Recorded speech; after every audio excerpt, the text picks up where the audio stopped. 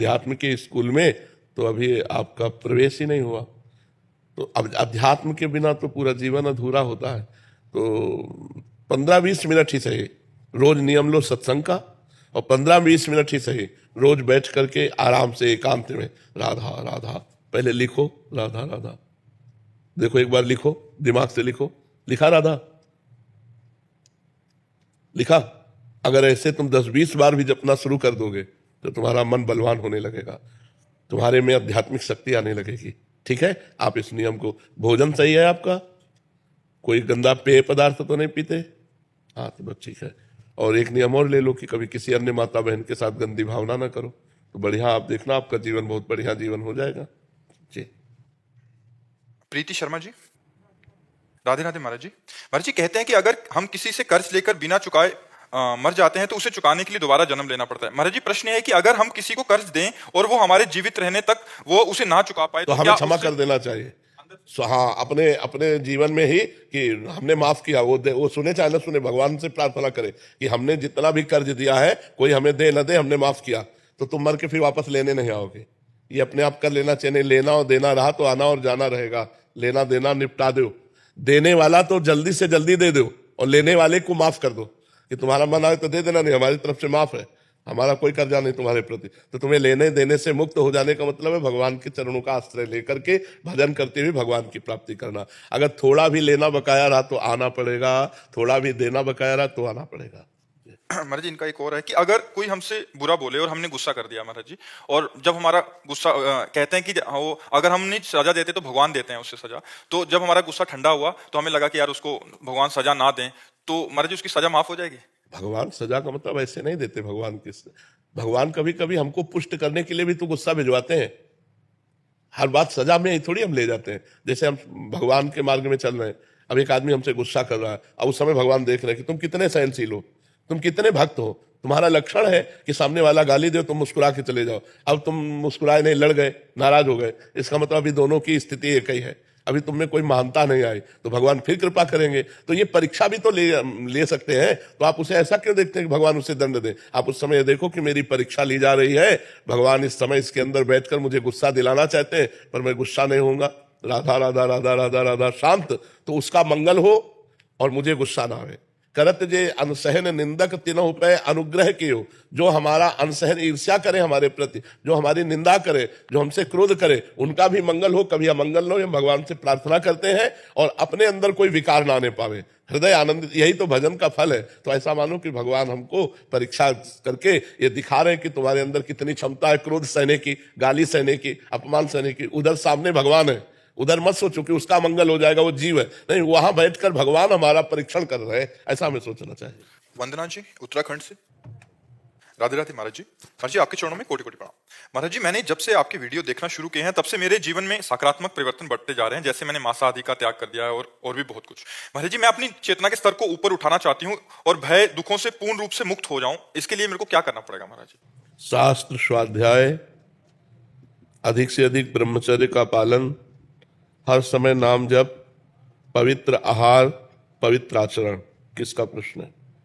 हाँ, जब तक ये नहीं होंगे तब तक अध्यात्म जागृत नहीं होता। नित्य शास्त्र स्वाध्याय हो, अधिक से अधिक ब्रह्मचर्य का पालन हो, पवित्र आहार हो, पवित्र आचरण हो, और खूब नाम जप हो, निरंतर नाम जप हो, तो हमारी बुद्धि पवित्र हो। बुद्धि निर्णायक है, शरीर एक रथ है, इंद्रियां इसके घोड़े हैं, घोड़ों की लगाम, इंद्रिय रूपी घोड़ों की लगाम मन है, और मन रूपी लगाम को बुद्धि रूपी सारथी पकड़े हैं। अगर बुद्धि भ्रष्ट है तो मन रूपी लगाम छोड़ देगा, इंद्रियां मनमानी आचरण करके हमारी दुर्गति कर देंगी, हमारी चेतना को अधोगति में डाल देंगी। और यदि हमारी बुद्धि सही है, मन रूपी लगाम को टाइट रखा, इंद्रिय रूपी घोड़े सतमार्ग में चले, तो हमारी चेतना उन्नति को प्राप्त होगी, अध्यात्म उन्नति को प्राप्त होगी। इसलिए सबको चाहिए, ये केवल आपका ही नहीं, सबको चाहिए अपनी बुद्धि को शुद्ध करें, बुद्धि को शुद्ध करके सत्य के मार्ग में चलें। असतोमा सदगमय, तमसोमा ज्योतिर्गमय, मृत्युर्मा अमृतम गमय। हमारी यात्रा मृत्यु से अमृत की हो, असत से सत्य की हो, अंधकार से प्रकाश की हो। तमसोमा ज्योतिर्गमय। अभी हम अंधकार की तरफ ही बढ़ते जा रहे हैं। शरीर राग, मनमानी भोगाकर्षण, अपनी इच्छाओं की पूर्ति, ये सब हमारे पतन का मार्ग है। तो इसलिए शास्त्र स्वाध्याय, उसी में सत्संग हो जाता है। यदि हम रोज शास्त्र स्वाध्याय न कर पाए तो मोबाइल है, सत्संग सुने, रोज वो शास्त्रों की ही बातें होती हैं। तो शास्त्रों की बातें और सत्संग सुनने से हमारी जानकारी बढ़ती है, हमारी बुद्धि प्रवीण होती है। और पवित्र भोजन से जैसा खाए अन्न वैसा बने मन, हमारा मन ठीक होता है पवित्र भोजन से। और ब्रह्मचर्य हमें तेजस्विता, स्मृति, बलवान और लक्ष्य पर चलने की योग्यता प्रदान करता है। आज हमारा समाज ब्रह्मचर्यहीन होता जा रहा है, इसीलिए लक्ष्य से भ्रष्ट हो गया है, इसीलिए वो नकारात्मक सोच वाला बन गया है। हिंसा, व्यभिचार, व्यसन उसके जीवन में बढ़ गए हैं। ब्रह्मचर्य एक अमोघ शक्ति है। ब्रह्मचर्य सबको धारण करना चाहिए उचित। जैसे गृहस्थ है तो संतानोत्पत्ति के लिए केवल, अन्यथा ब्रह्मचारी। और जब तक ब्याह नहीं हुआ तब तक सबको ब्रह्मचर्य रहना चाहिए। व्यर्थ में अपने जीवन को मृत्यु के मुख में नहीं डालना चाहिए। ये व्यभिचार मृत्यु का मुख है, इसमें आपका सर्वनाश हो जाएगा। देखो ना, नए नए बच्चे व्यसन में फंस गए, व्यभिचार से व्यसन में, व्यसन से घोर हिंसा आदि कार्यों में फंस जाते हैं। अब उनको रुपया चाहिए तो माँ बाप को मारते हैं, इधर उधर से चोरी करते हैं, छीना झपटी करते हैं। तो इसलिए हमारे आचरण पवित्र हो, हमारा ब्रह्मचर्य ठीक हो, हमारा आहार ठीक हो, हम शास्त्र स्वाध्याय और सत्संग सुने तो हमारे को निश्चित हमारी चेतना उन्नति को प्राप्त होगी। कमला जी लंदन से। श्री हरिवंश। श्री हरिवंश महाराज जी, गुरुदेव भगवान आपने एकांतिक में सुनाया था महाराज जी, एक श्लोक बता रहे हैं, सदानंदम वृंदावन लता, वो वाला महाराज जी। इस मंत्र या इस श्लोक बहुत ही शक्तिशाली मंत्र है। इससे इस श्लोक या परलोक की जो भी चाहना हो जल्दी ही पूर्ण हो जाती है। तो गुरुदेव, परलोक सुधारने के लिए राधा नाम जाप करें या ये श्लोक पाठ करते रहें, कौन बेहतर हो? जो रुचि लगे, जो रुचि। अगर मंत्र में रुचि है, बहुत पावरफुल मंत्र, इसका हमने स्वयं जप किया है। ये सुधा निधि में 150वां श्लोक है। सदानंदम वृंदावन नवलता मंदिर वरे स्वमंदे कंदर्पेण मद कला रति कौतुक रसम किशोरम तज्ज्योतिर्युगल मति घोरम मम भवम ज्वलज्वालम सीतई सुपद मकरंदे समयतु। अब इतना बड़ा श्लोक बार बार कोई जपे तो स्मृति प्रवीण हो तो जप सकता है, नहीं तो एक बोझा सा लगता है ना। और राधा राधा राधा राधा राधा सहज सरल है, पर अगर जप पावे तो कुछ समय तक इसका जप करे तो बहुत लाभ प्राप्त होता है, बहुत लाभ प्राप्त होता है। फिर एक अभ्यास बन जाता है। अब जैसे अपने लोग पहले जप किए थे, अब निज मंत्र का जप करते हैं। जो निज मंत्र गुरुजी ने दिया अब उसका सदैव जपने, तो कुछ देर ये जप लिया करो, कुछ देर शरणागत मंत्र, और फिर से समय राधा राधा जप लिया करो। जब अपवित्र शरीर हो तब राधा राधा जप लो, नहीं पवित्र अवस्था में मंत्र जपो, ये श्लोक जप लो। आयुष जी बेंगलोर से। श्री हरिवंश। श्री हरिवंश महाराज जी, महाराज जी भगवत प्राप्ति के लिए पाप और पुण्य दोनों शून्य होना अनिवार्य है, ऐसा सुना जाता है। महाराज जी, पूर्व के संचित पाप तो नाम जप से मिट जाते हैं, परंतु पूर्व संचित पुण्य कैसे शून्य किए जा सकते हैं? जो तुम्हें प्रणाम करता है, जो तुम्हारी प्रशंसा करता है, जो तुम्हें अन्न देता है, जो तुम्हें वस्त्र देता है, सब तुम्हारे पुण्य ले जाता है।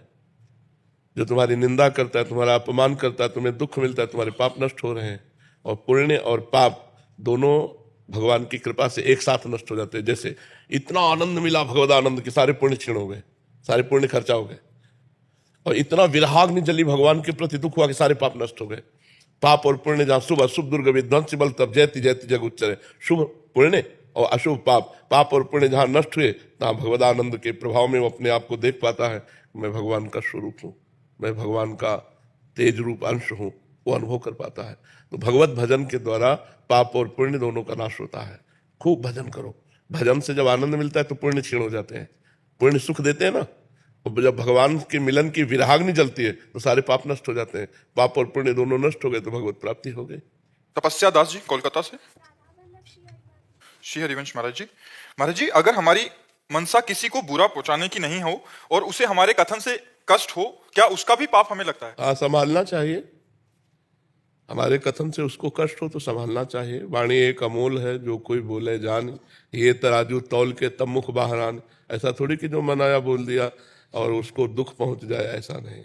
वाणी एक अमोल है, जो कोई बोले जान, पहले ये तराजू तौल के तब मुख बाहर आने। पहले हृदय में हम विचार करें कि हम ये बात बोलेंगे तो दूसरे की दुख देने वाली तो नहीं बनेगी। हित कर, सुख कर, शास्त्र सम्मत, उसका हित हो, उसे सुख मिले, और शास्त्र सम्मत बात करना चाहिए। ऐसे मनमानी बात करने से किसी को दुख पहुंचे तो अपराध तो बनेगा ही। ऐसा थोड़ी कि हम तो नहीं चाहते दुख देना, लेकिन हम कड़ुआ बोले, हम शास्त्र विरुद्ध बोले तो कष्ट तो हो ही जाएगा। इसलिए रेणु जी गोरखपुर से। राधे राधे महाराज। राधे राधे महाराज जी। महाराज जी, जीवन में हमें लगता है कि अब सब कुछ ठीक हो गया है, अब हम आश्वस्त होकर जीने लगते हैं तभी जिंदगी हमें धोखा देती है। महाराज जी मेरा सवाल है कि क्या हमें नहीं तो हमेशा सब कुछ डर ठीक के होने में क्या लक्ष्य रखा? रुपया लक्ष्य रखा, समस्याएं को रखा, समाज को रखा, भगवान को रखा क्या? महाराज जी बच्चे बड़े हुए पढ़ लिख करके अब ब्याह का समय आया, नौकरी का समय, हम समाज ये समाज है, पति का साथ छूट गया। हम कह रहे हैं समाज है, भगवान को रखा। सब कुछ ठीक होने में भगवान को रखा जाता है। अब सब ठीक है क्योंकि भगवान हमारे प्रीतम है। तो आपके अंदर तुरंत ज्ञान आता कि इसका नाम मृत्यु लोक है।